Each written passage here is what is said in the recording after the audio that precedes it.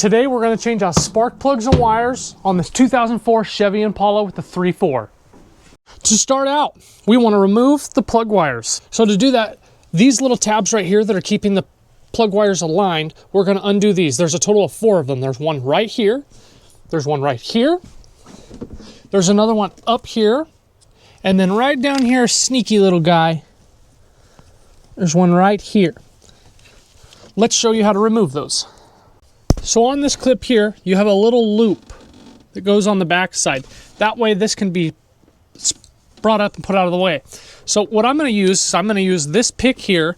I'm going to go underneath, and there's a little clip, little tab, I mean, that's holding this into the clip, and you just push it and pull it out. Just like that. With that removed, let's now do the other 3 and continue on.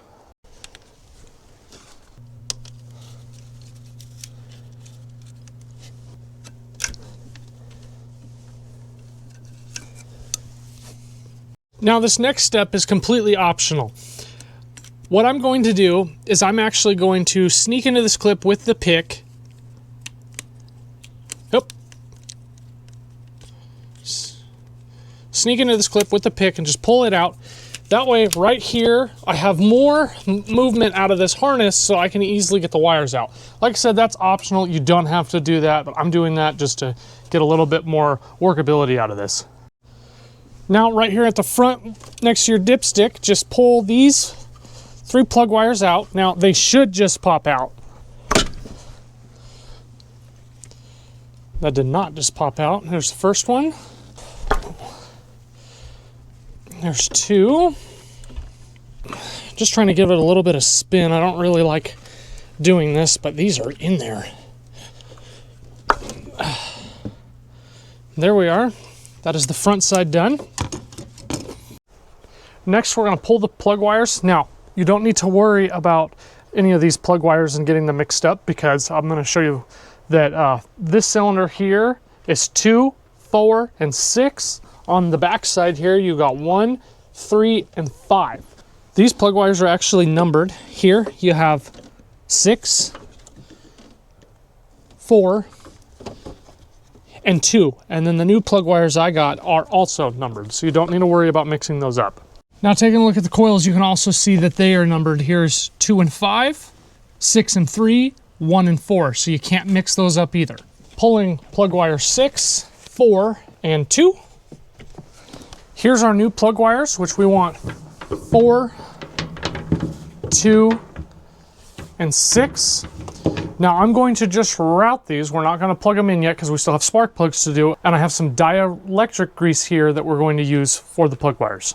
We're going to take our dielectric grease here, and we're going to take plug wire number 2 is where we're going to start. Now, we don't want very much, so I'm just going to put just like a little dab in there. Just like that. Not very much at all. And then we're going to plug that onto that coil there, and then we're going to route it through. We'll just leave that out. Next, we want 4. Again, like just a dab. Yeah. Like a pea size. Something like that, a piece of corn.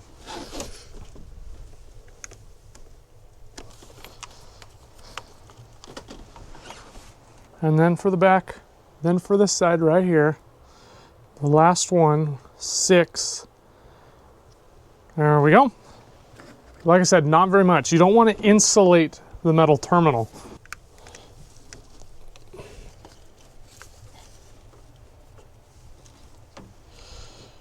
And then just keep these set off to the side. Now, if you chose to unclip your wiring, you can now reclip that, because you will no longer need it unclipped. You have your 3 plug wires back here. And why wouldn't they be stuck, you know? That'd be hilarious if they weren't.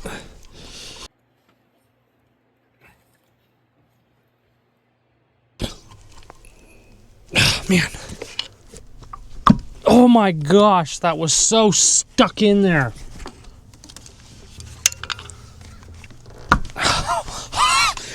Yeah.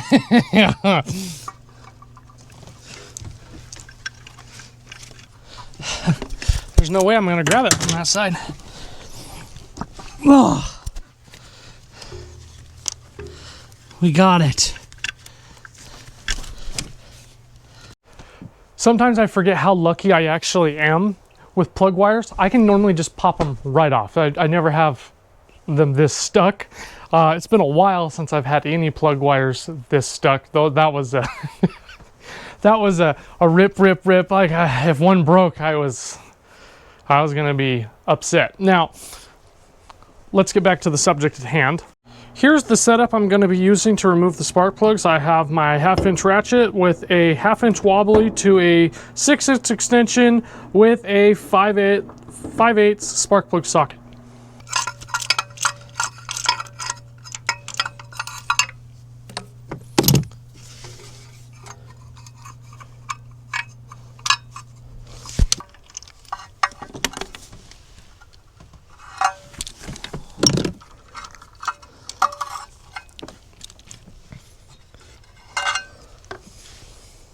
Here is spark plug 1, 3, and 5.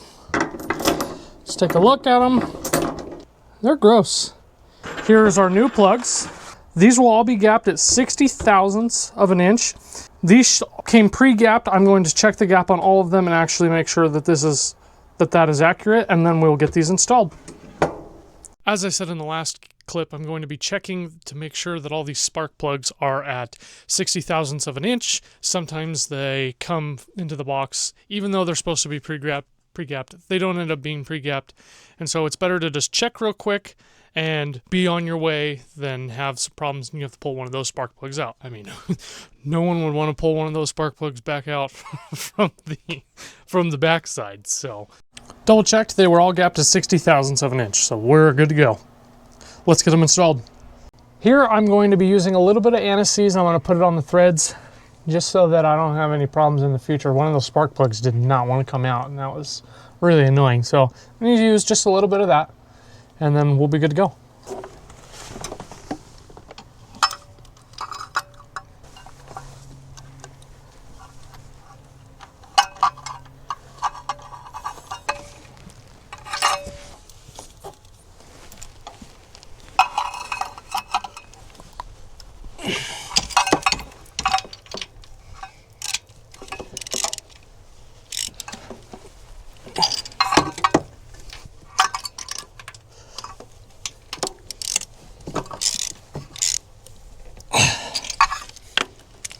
Now start installing your plug wires.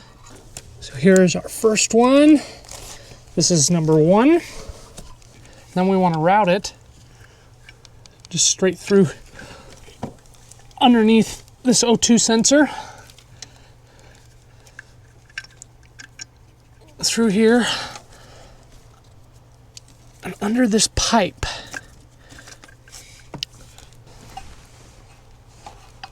I didn't want you guys having to sit through me routing the other 2 plug wires, so I ended up going ahead and speeding up the footage for you. I just wanted you to still have a visual of what was going on and me routing it instead of just, installing the 1 plug wire and just jumping ahead. So here's that for you.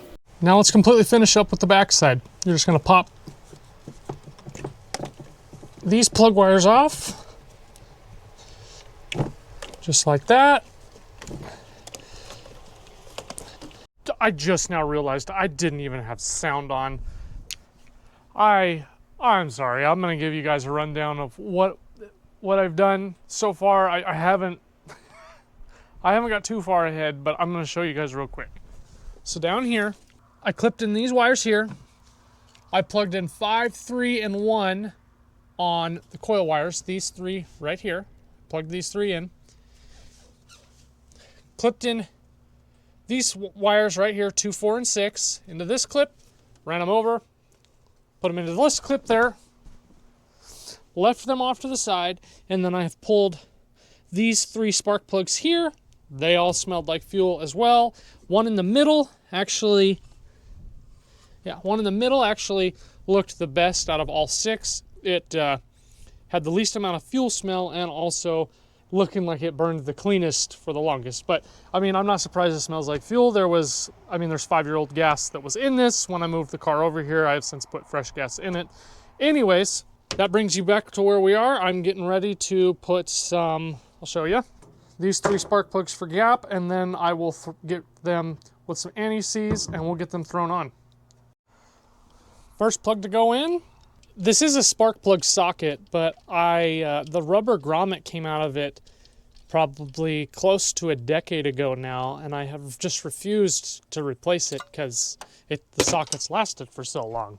Do any of you have tools that you have in your possession that they work, but they don't necessarily fully work as they were intended for? Because it's supposed to hold a spark plug, so like when you undo the spark plug, it'll pull the spark plug out with it, but since the boot's gone, it doesn't do that. And our last one right here. Okay.